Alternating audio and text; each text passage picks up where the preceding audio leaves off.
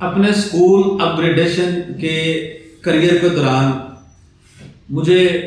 سینکڑوں پرنسپل کے ساتھ ملاقات کرنے کا، ان سے گپ شپ کرنے کا، ان کے انٹرویوز کرنے کا اور ان کے ساتھ کام کرنے کا موقع ملا ہے۔ تو اس میں اس سارے جرنی میں جو ایک بات میرے سامنے آئی ہے کہ پاکستان کے اندر مجموعی طور پہ ہمارے جو زیادہ تر پرنسپلز ہیں ان کا رویہ ایسا ہو چکا ہے کہ وہ اپنی غلطی ماننے کو تیار نہیں ہے، وہ اپنی خامی ماننے کو تیار نہیں ہے، وہ اپنی ذات کا انالیسس کرنے کو تیار نہیں ہے، وہ اپنے گریبان میں جھانکنے کو تیار نہیں ہے۔ ان کے سکولز میں جتنے بھی مسائل ہوتے ہیں ان مسائل کا ذمہ دار یا تو وہ اپنے طالب علموں کو ٹھہراتے ہیں، وہ ان مسائل کا ذمہ دار یا تو اپنے والدین کو ٹھہرا دیتے ہیں جن کے بچے ان کے سکول میں پڑھ رہے ہیں۔ اکثر یہ کہتے ہوئے نظر آتے ہیں کہ بھائی یہ والدین ٹھیک نہیں ہیں، اور یا وہ اپنے اس علاقے کو، جس علاقے میں ان کا سکول بنا ہوا ہے، وہ اس کو ذمہ دار ٹھہراتے ہیں، یا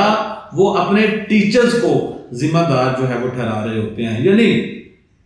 ان کو ہر ایک میں مسئلہ نظر آ رہا ہوتا ہے، ہر ایک میں پرابلم جو ہے وہ دیکھ رہے ہوتے ہیں، لیکن اگر وہ نہیں دیکھ رہے تو اپنی ذات میں نہیں دیکھ رہے، وہ اگر انالیسز نہیں کر رہے تو وہ اپنی ذات کا انالیسز نہیں کر رہے، وہ ہمیشہ دوسروں کو بلیم کرتے ہیں۔ یقین مانیں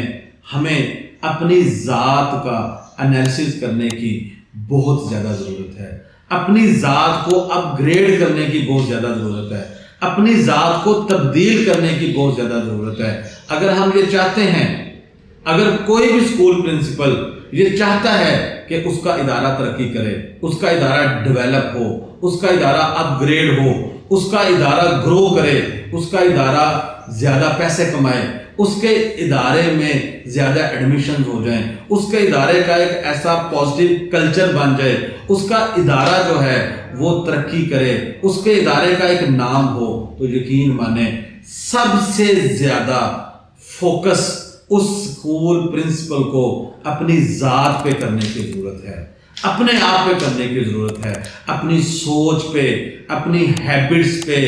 اپنے شب و روز پہ، اپنے کام کرنے کے طریقے کے اوپر، اپنے پرابلمز کو ہینڈل کرنے کے طریقے کے اوپر سب سے زیادہ فوکس اپنے اوپر کرنے کی ضرورت ہے، اپنے اندر فوکس کرنے کی ضرورت ہے، اپنے باہر فوکس کرنے کی ضرورت ہے۔ جب وہ اپنے آپ کو جو ہے وہ تبدیل کرنے پہ فوکس کرے گا، اپنی غلطیوں کو ایکسیپٹ کرے گا، وہ ذمہ دار خود کو ٹھہرائے گا، تو یقینی طور پہ اس کے ادارے میں بھی جو تبدیلی کا سفر ہے وہ بہت جلدی شروع ہو جائے گا، اور اس کا ادارہ جو ہے وہ اپ گریڈ ہو جائے گا اور ڈیولپ ہو جائے گا۔